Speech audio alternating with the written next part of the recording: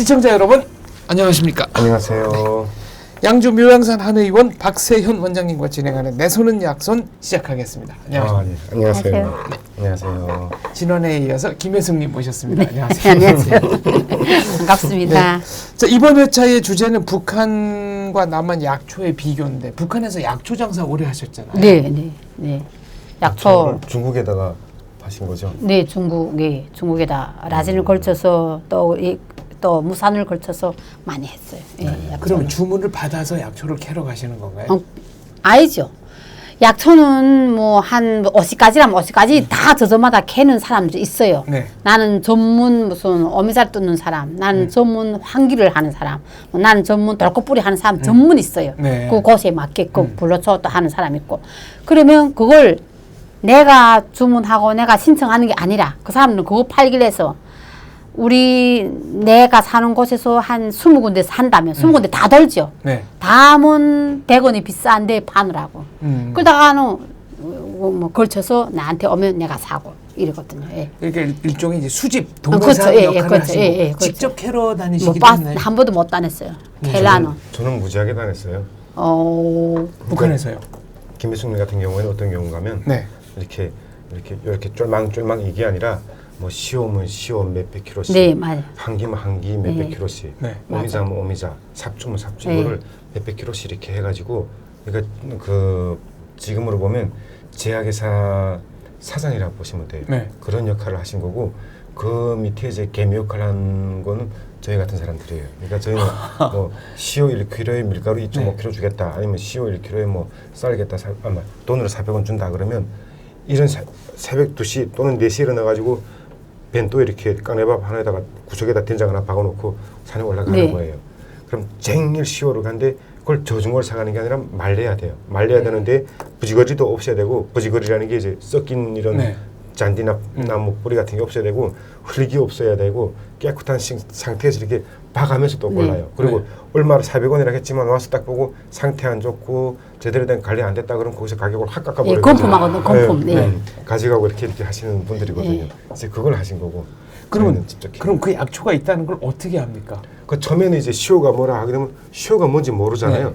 그러면 시오가 뭐라고 이렇게 보여줘요. 네.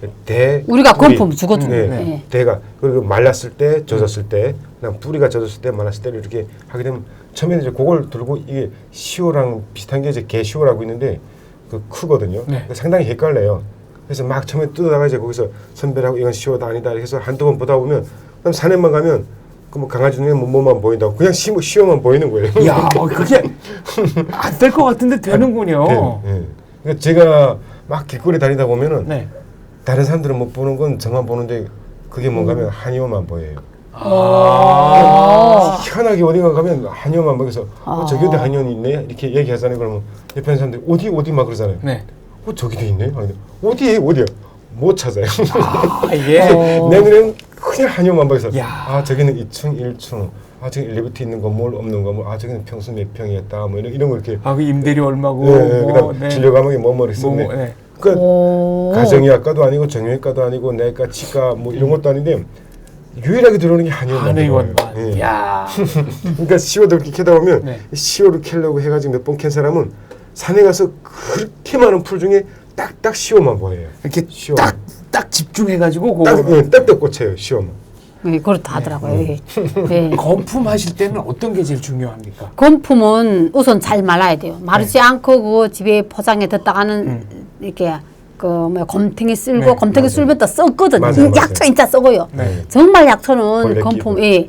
그러니까 애진에 이렇게 더위 없는 사람이라든지 급하게 오늘 저녁 당방 먹을 게 없다 사람들 저중어 가져와요. 네. 가져오면 그 아예 프로 맛이 뭐 10대 1로 나온다 해도 그 10대 1을 안 받고 더 많이 해서 맛이 한 킬로 나온 거 한 킬로면 100g 나온다는 거 50g 우리가 받거든요. 네. 그게 봐서 우리가 그거 말리고 그다음 또 말리와서 가져왔다는 것도 우리가 건품해서는 저전가 씹어도 보고 꺼내도 보고 이 꺼내보면 약초는 딱딱 끊어놔요. 마른 건 똑똑 소리 나요. 말라야 되는군요. 근데 득신하면 안 돼요. 저준 거는 벌써 이렇게 네. 지근지근 이런 소리 같은 게 나요. 그럼 그건 또 풀어 또 풀어요. 또 말려왔다고 해도 또 풀어보거든요. 그래서는 싸서는 우리가 또 다시 말려서 그래서 아예 땅땅 말린 상태에서 마트에다 척척 해놨다가 보내거든요. 그 보내는 기일도 있기 때문에 엄청 잘 받아야 돼요. 아, 이게 엄정한 과정들을 여러 네. 번 거쳐야 되는군요. 자, 김혜숙님께서 북한 약초와 남한 약초를 비교하면 같은 약초도 많고 서로 이름이 다른 것이 많습니다라고 하셨네요. 이게 그 약초는 그 남이나 북이나 약초명은 약명은 똑같아요. 근데 이제 김혜숙님이 헷갈릴 수 있는 거는 부르는 이름.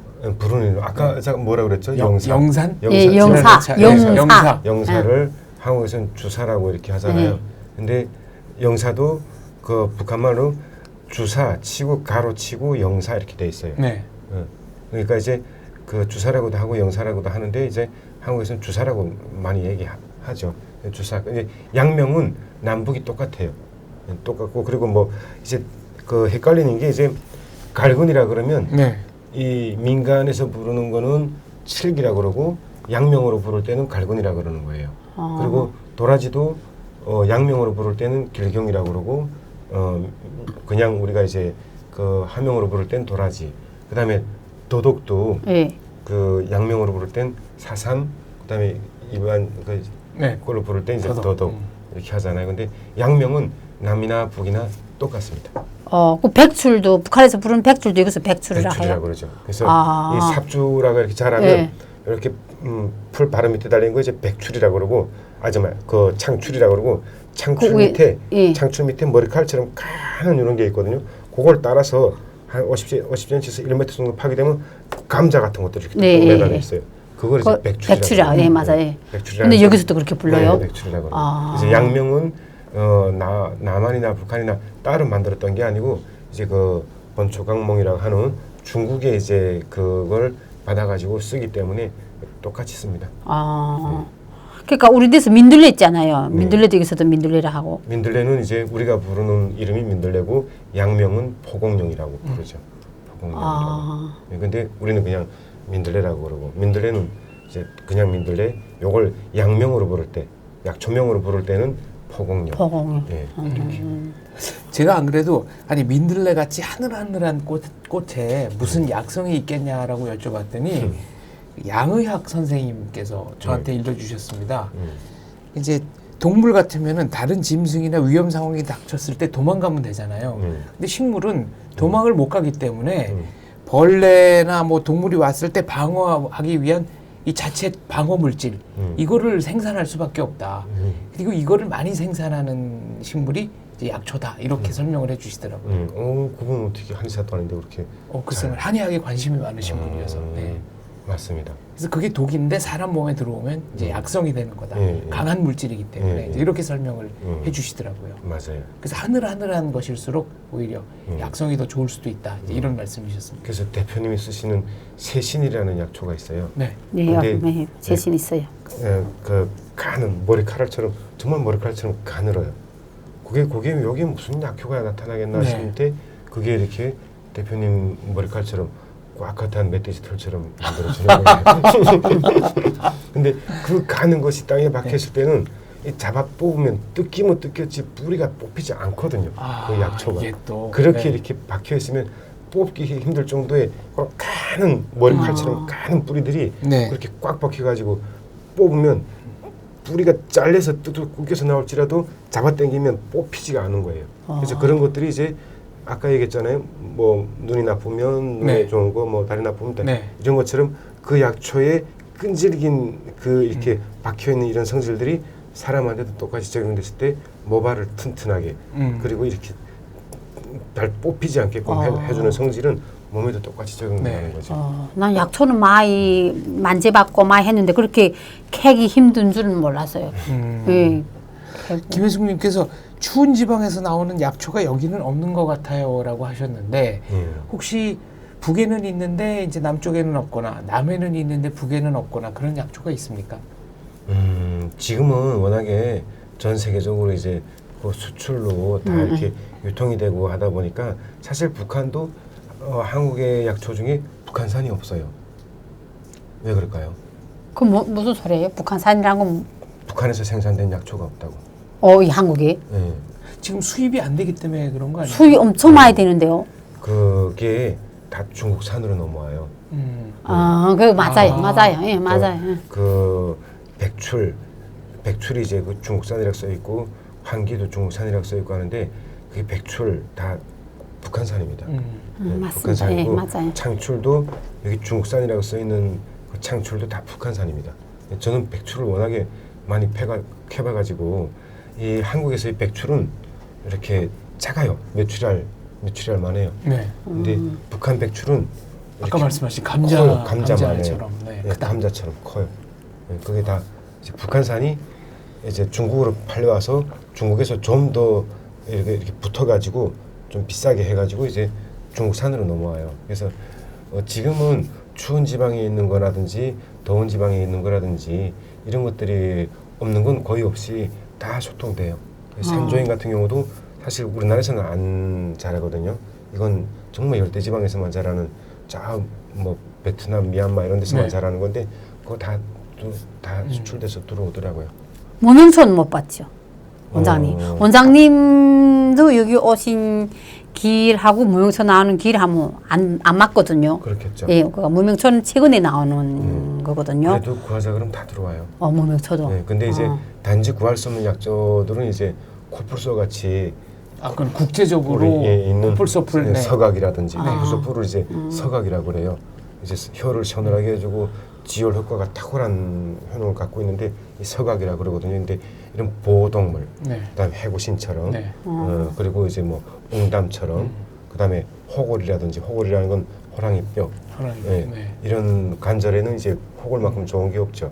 근데 만약 경우 그 호랑이가 멧돼지처럼 많아가지고 호골을 구할 수 있다 그러면 지금처럼 어르신들이 퇴행성 관절염을 앓으면서 물 빼가면서 관절에 인공 관절 넣어가면서 걷지 못하는 이런 불상사는 없을 거예요. 근데 워낙에 이제 호랑이를 보호해야 되다 보니까 네, 이건 뭐 국제적으로 네, 뭐 그걸- 거래 금지 품목이니까요. 요즘 그렇게 된 것들만 제약은 요즘에는 다 소통이 돼요. 예, 유통이 되고 해서 다 구할 수가 있어요. 그렇구나. 지금 북한산 백출이 중국에 넘어와서 중국산으로 이제 상표 가리를 해가지고 그렇죠. 들어온다는 말씀이신데, 이건 좀 다른 얘기지만 인삼 같은 경우는 예. 중국 인삼과 한국 인삼은 약효 자체가 다르다. 이건 중국 한의사들도 인정을 하거든요. 예. 이유는 왜 그렇습니까? 일단 땅이 달라요. 그 땅이 다르고 인삼 같은 경우는 그 자기가 살고 있는 자기 지방에 일단 제일 좋고, 우리나라는 인삼이라 그러면 개성하고 금산이죠. 네. 이 개성이 이제 그 비치는 햇빛의 그거랑 그다음에 인삼이 자랄 수 있는 습도와 그 바람과 이런 물들이 그 최적화가 됐대요. 그래서 인삼하게 되면 옛날부터 개성 인삼이 그 지방에서 자라는 네. 인삼이 제일 좋대요. 근데 그 중국 같은 경우는 이제 뭐 꼭 전 중국이 다 그렇지는 않겠지만 황토화가 많이 진행된 땅들이 많아가지고 인삼이 질이 좀 많이 네. 좀 떨어진다 그러더라고요. 이게 저는 뭐 인삼 같은 경우는 워낙에 이제 우리나라도 이제 인삼이 그 재배해가지고 키우는 분들이 많아가지고 인삼 같은 경우는 중국산 쓴다든지 북한산 쓴다든지 굳이 그러지 않으니까 인삼은 그냥 한국 거 다 쓰다 보니까 좋아요. 한국 것도 한국 것도 6년산 보게 되면 정말 이게 인삼인지 도라지인지 구분하기 힘들 정도로, 원래 인삼은 6년까지 키우기 힘든 게 물이나 습도, 햇빛이 이게 맞지 않으면 6년 되기 전에 썩거든요. 골마서 이렇게 다 물러 터지는데 요즘은 워낙에 한국도 저거 그 홍천이라든지 금산 이런 데 보게 되면 땅이 좋고 물 좋아가지고 6년 자라도 더 자랄 수 있을 것 같아요. 그게 바로 6년근, 6년근. 9년근 하는 게 아. 그 얘기군요. 네, 그래서 6년차. 인삼은 6년군이 제일 좋죠. 그럼 인삼과 산삼의 경계는 어디입니까? 인삼이라는 건 말 그대로 사람이 짜 붙잖아요. 네. 그러니까 사람이 재배하는 게 이제 인삼인 거고, 산삼은 이 산이 재배하는 매산자가 붙잖아요. 네. 산이 재배하는 건데 산삼은 그러니까 인삼은 6년이 지나면 제가 아까 말씀드렸잖아요. 네. 이게 절로 무른다고. 무른다는 게 뭐라 그러지? 좀 물렁물렁해진다. 이렇게 아니면 썩어서 이렇게 살짝 썩어 없어진다. 네. 썩는다고. 네. 그러니까 기한이 되면 6년 지나서 안 캐게 되면 인삼이 이렇게 그 썩어요. 배처럼 이렇게 놓게 되면 썩는 것처럼 이렇게 썩거든요. 그래서 인삼을 한 30년 키우고 싶다. 못 키워요. 불가능한 얘기고. 네, 못 키워요. 이렇게 6년 대부분 6년 지나게 되면 이렇게 10년까지는 괜찮은데 이게 지나면 이 인삼이 다 이렇게 그 녹아서 이렇게 뭉그러져요. 그래서 힘든데 산삼은 100년이든 200년이든 1000년이든 그냥 자랄 수가 있어요. 이게 종이 다른 겁니까? 그러면은 그 비슷한데 뭐, 그러니까 뭐 어떻게 생각하는가 하면 자연산이냐 재배산이냐라고 네. 보면 될 것 같아요. 인삼 씨를 받아가지고 저 산에 다 심어놓으면 그 이제 산양삼, 뭐 천태삼, 뭐 장내삼 이렇게 얘기하잖아요. 네. 네. 그걸 캐지 않으면 뭐 몇백 년 자라게 되면 몇백 년 묵은 산삼이 되고 그러는 거죠. 그럼 몇백 년 이게 뭐 200년이든 300년이든 어떻게 판정을 하나요? 아, 그 인삼이나 산삼은 그 노두 또는 뇌두라고 있는데 네. 그게 1년이 될 때마다 요런 게 앉아요. 그 2년 되게 되면 그 위에서 또 싹이 나다 보니까 또 이렇게 그 가락지 같은 게 생기고 또 그 위에 싹이 되면 그 가락지 같은 게 생기고 그 노두에 그 주름을 해는 거예요. 그러니까 이게 대충 하거나 뭐 경험으로 판정하는 게 아니라 정밀하게 하는 거네요. 그 산삼도 보게 되면 산삼은 더 점점 나무 나이 이렇게 자르고 나이테가 있는 것처럼 인삼이나 산삼도 그 연태가 있어요. 연태가. 산삼은 더 촘촘히 돼 있고 인삼은 좀 더 성글게 돼 있거든요. 그게 이렇게 가락지 같이 이렇게 앉아 있어요. 주름이 쪼글쪼글하게 져가지고 앉아 있는데 그거를 쫙 이거 보면 그게 이제 연수가 나오는 거죠. 그래서 천년 묵은 삶. 그러면 이제 그게 1000년이 된 거예요. 천기가. 그래서 1000년이 되다 보니까 실지 산삼 크기는 요만한데 실지 산삼 크기는 이만한데 그건 노두가 이만큼 긴 거예요. 이렇게 둥글레 뿌리처럼 뭐 한 300년 먹었다 그러면 이만큼 길죠. 이렇게. 그게 이제 내두고 다 그게 이제 내둔 거예요. 이렇게 300년 먹었다 그러면 이렇게 감아서 이런 나이테가 이만큼 길고 그 밑에 이제 그다음에 진짜 산삼이 이렇게 있는 거지. 그러니까 그건 노두가 이렇게 긴 거예요. 몇백 년 먹었다 그러면. 30년 먹었다 그러면 보통 한 요 정도. 요 정도에 거기 이제 내두에 쫙 있으니까. 산삼이 그럼 정말 신비의 영약인 건 맞습니까? 그렇죠. 그게 이제 인위적인 거를 놓을 수도 없고 그리고 우리가 뭐 작년 날씨 다르고 올해 날씨 다르고 10년 전 날씨 다르고 100년 전 날씨가 다르고 했던 것처럼 모든 세월의 기운을 갖다가 그걸 다 응축해 있는 농축, 뭐 우라늄이라고 보면 되겠죠. 근데 원장님 이 지금 우리나라에서는 이 대한민국에서는 산삼도 재배하더라고요. 이제 말씀드린 게 그거예요. 인삼 씨를 받아가지고 산에 나가서 자기만 알게끔 이렇게 심어놓는 게 그걸 뭐 한 7년 만에 키워든 3년 만에 키워든 이제 그 장내삼이라고 그러는 거고 사람이 손이 가지 않은 자연 속에서 이제 그 자라는 그러니까 어떻게 보면 그것도 산삼은 산삼인데 좀 인위적으로 이제 간 거니까. 동물로 치자면 이제 인공 방목한 그렇죠. 이런 동물쯤 되겠네요. 근데 가장 좋기는 이게 그런 산삼 씨를 새가 먹어가지고 저 어디 날아가다 산속에서 뚝 떨고가지고 똥에서 발효돼가지고 다시 자라가지고 이렇게 자란 게 이제 오리지널 산삼이고. 삼 종류에도 세 가지 삼이 있어요. 사람은 살면서 세 가지 삼을 꼭 먹어야 된다고 그러잖아요. 땅에는 산삼, 바다에는 해삼, 하늘에는 뭐예요? 하늘에는 뭔가요? 하늘에도 삼이 있어요. 하늘은 비삼이라고 그래요. 비삼이라고. 뭔가요? 비삼은? 산삼은 이제 말씀드렸고 해삼은 바다에 그게 해삼이고 하늘에는 비삼이라고 그래가지고 까마귀열을 비삼이라고 그래요. 까마귀 열. 까마귀 열. 까마귀 담즙을 비삼이라고 그러는데 까마귀는 이제 깨나가지고 까욱하고 울던지 날개를 퍼덕하고 한 번만 움직여도 그 열을 쑥 빠져서 없어져요. 신기하네요. 구하기 힘들죠, 그것도. 그래서 까마귀 열을 구하려면 옛날 어르신들은 까마귀 이렇게 딱 앉았을 때 묶어놓고 새벽에 이른 새벽에 까마귀 울거나 깃털질 한번 이렇게 하기 전에 나가가지고 그 열을 채취했대요. 그러면 이만한 열이 나오는데 그게 이제 비삼이라고 하는 거예요. 그래서 사람이 살면서 그 세 가지 삼 종류를 먹으면은 근데 병이 없다 그러잖아요. 비삼은 먹기 힘들겠네요. 그렇게.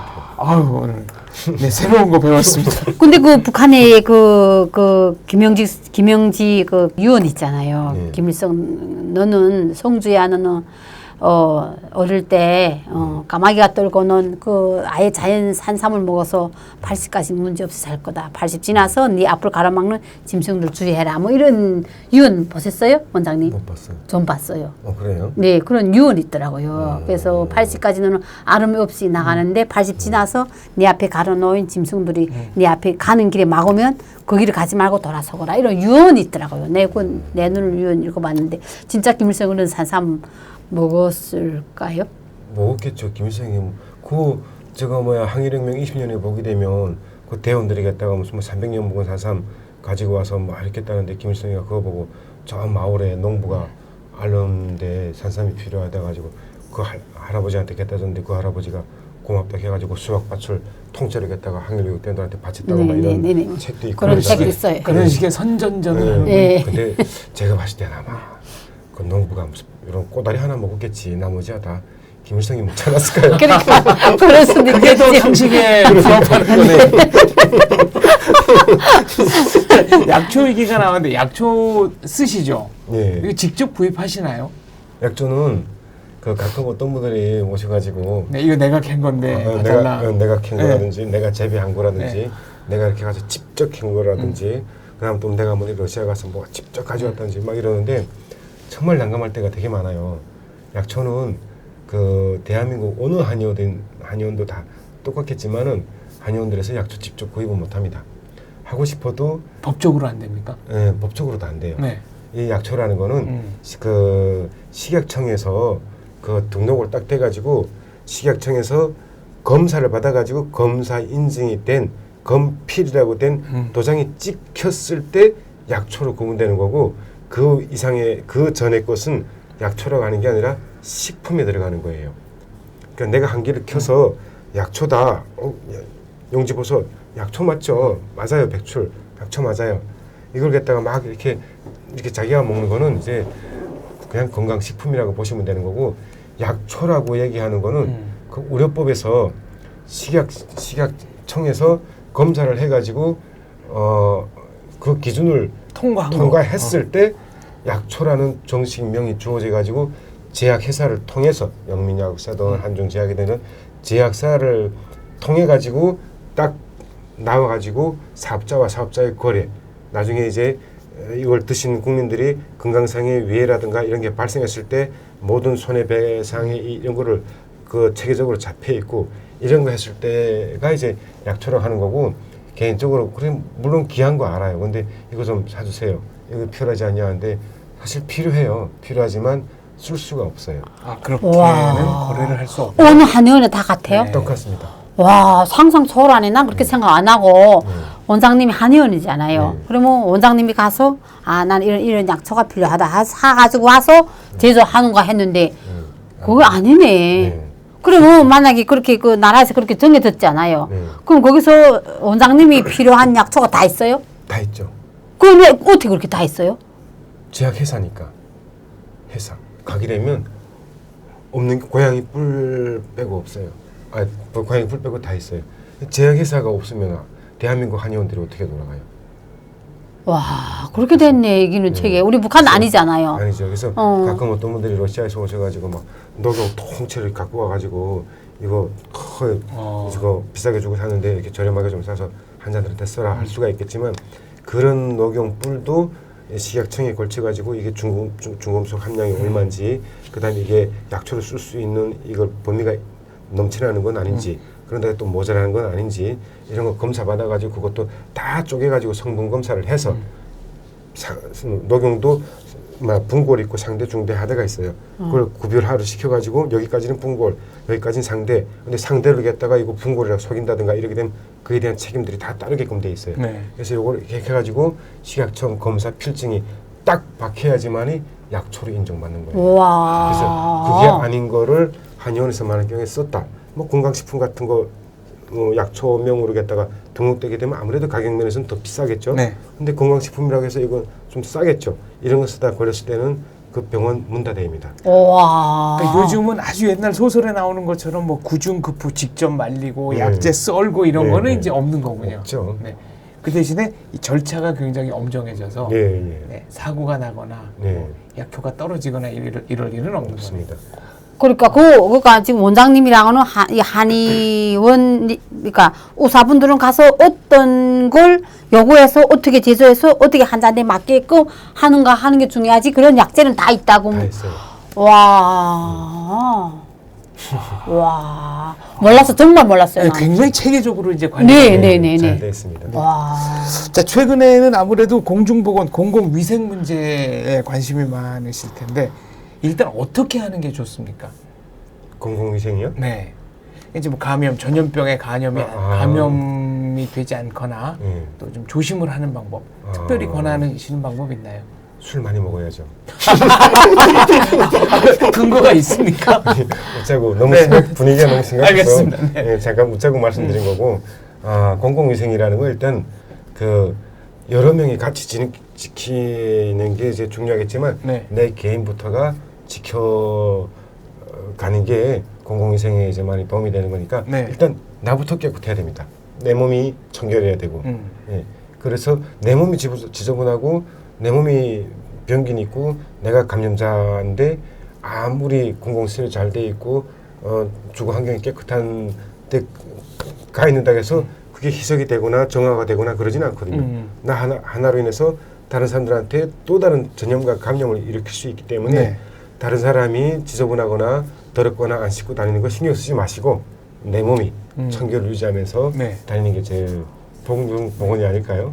어떻게 이제 구체적인 방법은 어떤 게 있습니까? 마스크는 꼭 쓰고 다녀야 되는 마스크는 꼭 쓰고 운동을 했다 그러면 그 운동을 한 그날의 옷은 꼭 세탁을 하고 그리고 아무리 피곤해도 그날에 땀이 났다 그러면 샤워는 그날 꼭 하시고 샤워를 함으로 인해서 몸에 붙어있는 노폐물이라든지 세균이라든지 진드기라든지 이런 것들이 잘 붙어있는지 없는지를 잘 봐가면서 세척을 하는 게 제일 중요한 거고 예.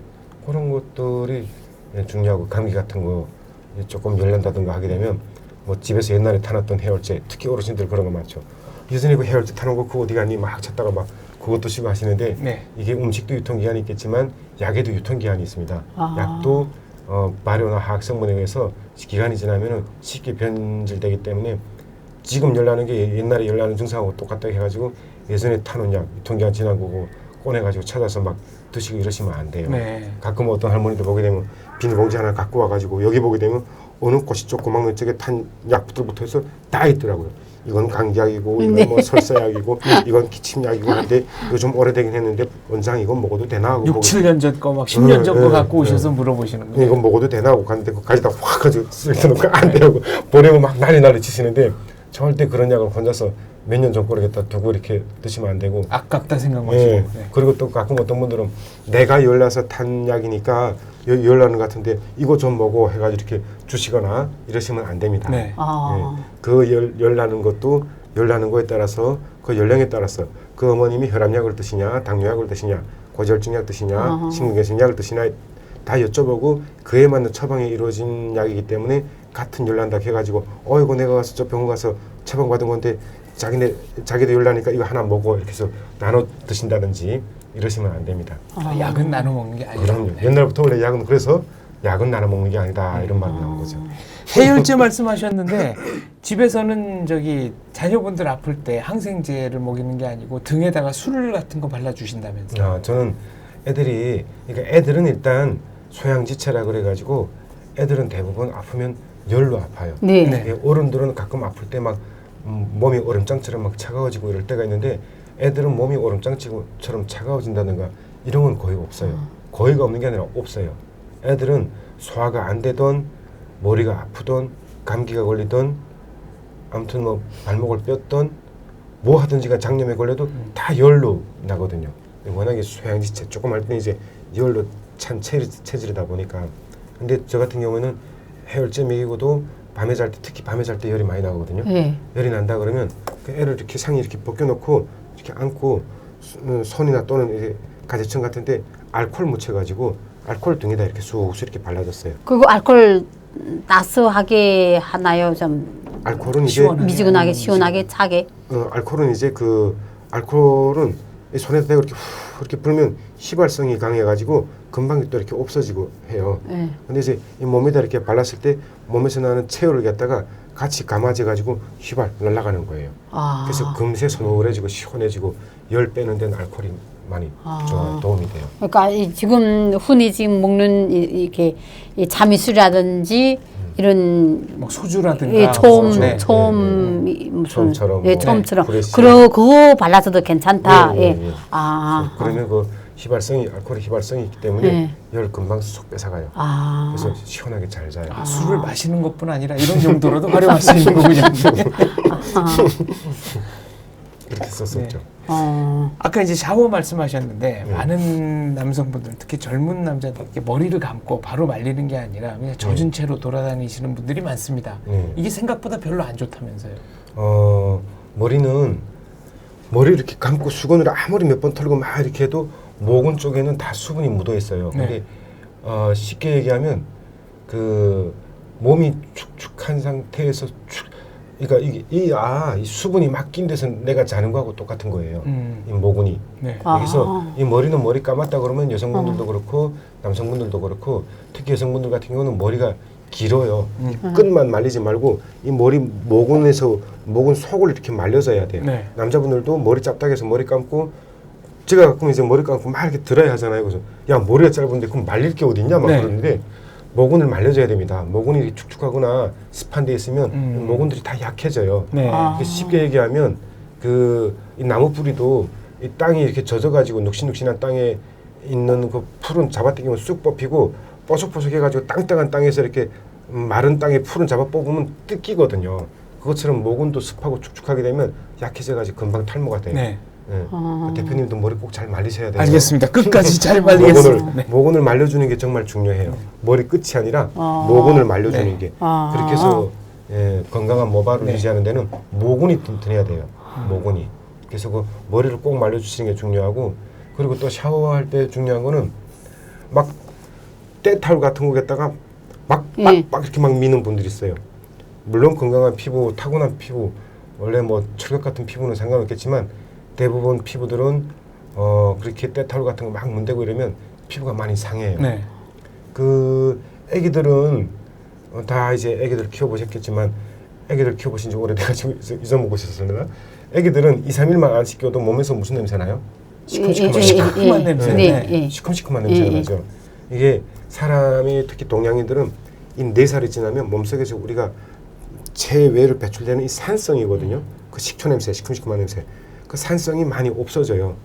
근데 애기들은 피부가 약하고 면역이 약하다 보니까 그걸 피부를 보호하기 위해서 이 산성 분비를 많이 시켜요. 그래서 무슨 세균이라든지 이런 더러운 이물질이 묻었을 때 그 산성에 의해서 그 죽어버리게끔 이렇게 하는 거거든요. 근데 어른은 그게 애기들처럼 산성이 많지가 않거든요. 근데 가끔 초보 엄마들은 애기 3일 안 씻겼는데 아니면 바깥에 애가 놀다 들어왔는데 막 시큼시큼한 냄새 나니까 그 애를 갖다 앉혀놓고 막 그냥 그걸 빡빡 뺏겨낸다고 막 뺏겨내는데 그러면 애들은 아토피, 건선, 운진 이런 게 잘 걸려요. 트러블이 잘 생기거든요. 네. 그래서 샤워할 때도 가볍게 피부에 거품만 되도록이면 자극이 내서, 안 가게끔 네. 부드러운 걸로 거품을 내가지고 네. 표면에 때만 이렇게 벗겨내는 정도로 하시는 게 제일 좋아요. 아토핀 건성 그다음 뭐에 생긴댔어요? 은진, 운진. 말진, 운진. 습진.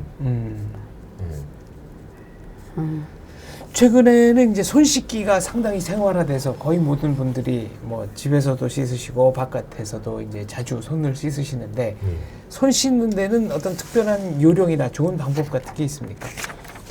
뭐 특별한 요령이라는 게 있나요? 그 별거 없어요. 그냥 흐르는 물에 씻으면 돼요. 네. 흐르는 물에 씻는데 그 배추도 이렇게 물 받아놓은 데다 이렇게 배추를 막 이렇게 씻으면은 그 안에 이제 기생충 알이라든지 이런 모래라든지 이런 것들이 섞여가지고 잘 안 씻겨요. 네. 근데 흐르는 물에 씻겨야지 기생충 알도 빠지고 모래도 빠지고 흘러가지고 깨끗한 배추를 먹을 수가 있잖아요. 손도 이 담가둔 물에 이렇게 손 씻는다 그러면 네. 그 안에서 국물에다가 다시 묻히고 하는 격이니까 손도 흐르는 물에 네. 씻혀져야 되는데 대충 섞어서 탁 이렇게 털면 이게 안 돼요. 이 손에도 이 보이지 않는 현미경을 확정해서 보게 되면 요 모공들 사이가 엄폭엄폭 패여 있어요. 네. 네. 그런 사이들까지 물이 닿아서 촉촉해서 거기에 빠지려면은 네. 20초에서 30초가 걸려야지 그 작은 모공들 그런 부분들까지 물이 다 닿을 수가 네. 있어요. 그래서 충분히 30초 이상으로 손 씻어주면서 수분이 닿아서 흘러내리게끔 흐르는 물에 씻는 게 제일 중요한 것 같아요. 이 손등이나 손가락 사이는 잘 그 신경 안 쓰면 안 씻게 되지 않습니까? 네. 사실 대충 이렇게 이제 비비고 그렇죠. 그러는 이렇게 맞아요. 네. 근데 이 손끝도 이렇게 해서 꼭 반대 손바닥 면으로 이렇게 네. 해서 반대 손가락 면으로 손가락도 이렇게. 아 그래서 30초 이상 충분히 네, 흐르는 30초 물에 이상 흐르는 물에. 네. 그래야지 우리가 이게 눈으로 볼 수 없는 작은 모공들까지 물로 이렇게 다 씻겨낼 네. 수가 있어요. 깨끗하게. 그리고 이제 손만 깨끗해도 전염병 감염이라든가 뭐 많은 위험으로부터는 상당히 자신을 보호할 수 있다 이런 말씀이시네요. 그럼요. 이 손이 이제 우리가 뭐 이게 마스크만 쓰고 다닌다고 해서 이게 그 다 모든 게 예방할 수 있는 게 아니고 이 깨끗하지 못한 내가 볼펜을 잡았던 뭘 잡았던 이 잡았던 손으로 마스크 썼다고 해서 마스크 앞면을 잡는다든지 이 마스크를 편다고 해가지고 손 안에다 이렇게 막 놓고 이렇게 펴서 이렇게 한다든지 하게 되면 마스크 쓰나 마나죠. 그래서 중요한 게 이제 손 씻기가 중요한 거예요. 깨끗한 손으로 이렇게 만지고 해야 되는데. 알겠습니다. 네. 오늘 이제 2회에 걸쳐서 북한의 민간요법 효과, 응급상황 대처법, 또 북한과 남한의 약초 비교, 또 건강관리, 공중보건, 공공위생 등에 대해서 알아봤는데 오늘 김혜숙님 어떠셨습니까? 난 이런 자리가 지금 두 번째인데요. 앉을 때마다 진짜 많은 걸 배우거든요. 근데 내가 며칠 전에 원장님이 어디로 외국으로 가신다 해서 한약 지어서 먹었어요. 근데 한약 먹을 때마다 그 한약 밑에 깡치 있는 거예요. 네. 이거 무슨 깡치일까? 왜 깡치 이렇게 있지? 하면서 조금 미세한 그 어떤 물어도 보지 못할, 물어도 못 보고 어디 알아도 못 볼 이런 감촉을 가지고 먹었어요. 북한처럼 생각하고. 네, 다른 한의원에서 이제 약을 약을 지었는데, 네. 근데 북한은 이렇거든요. 한의원들이 가면 자기 손으로 다 이렇게 다 해서 제조해서 만들어 주거든요. 난 그런 속에서 조금 미세하게 먹었어요. 이 깡치리 뭐이지? 이거 내가 먹어 진짜 효과 볼까? 이런 생각으로. 근데 이제 와서 이 원장님한테 들었잖아요. 진짜 다 약을 다 검증한 상태에서 가져다 짓고 한댔잖아요. 와, 그런 생각 행기가 내 잘못이고, 진짜 이 땅은 모든 약 하나하나 짓고, 한의원들한테서까지 약을 타먹는 것도 다 건강에 진짜 첫째로 검증되고 확증된 걸 먹는다는 자신감이 또 생기게 되네요.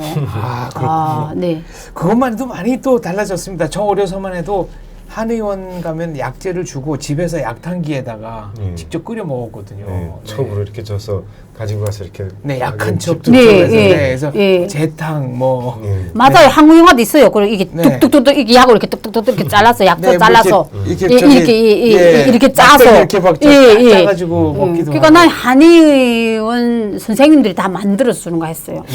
물론 만들어 주겠지만 그거 사서 가서 약초 파는 집에 가 사서 이렇게 하는 거 했어요. 알겠습니다. 자, 이제 박세현 원장님 오늘 그 종합적으로 시청자분들에게 좀 말씀 들려주십시오.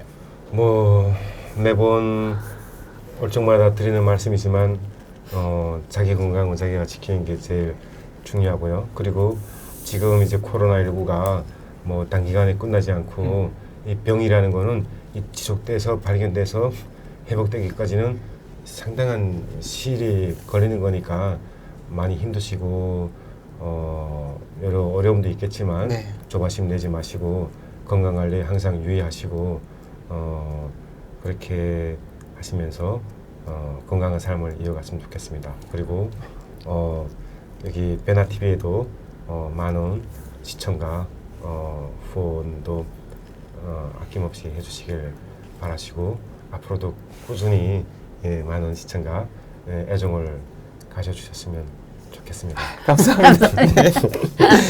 네, 베나TV가 더 좋은 방송을 할 수 있도록 시청자 여러분의 많은 후원 부탁드립니다. 후원 방법은 화면 하단 자막 참조해 주시고요. 계좌번호 후원 링크는 영상 하단 더보기란 댓글 공지 참조 부탁드립니다. 구독, 좋아요 꼭 눌러주시고요. 광고도 끝까지 봐주십시오. 감사합니다. 오늘 방송 여기까지 하겠습니다. 감사합니다. 감사합니다. 고생하셨습니다. 정말 좋은 말씀 많이 해줘서 감사합니다. 베나TV 최신 영상 알림을 받으시려면 이쪽 구독하기 버튼을 꾹 눌러주세요. 후원은 계좌이체, CMS, 휴대폰 결제, 페이팔 통해서 하실 수 있습니다. 광고를 끝까지 시청하시는 것도 후원에 도움이 됩니다. 더불어 채널 멤버십에도 꼭 가입해 주시고 실시간 방송 채팅 참여도 많이 해주세요. 열심히 하겠습니다.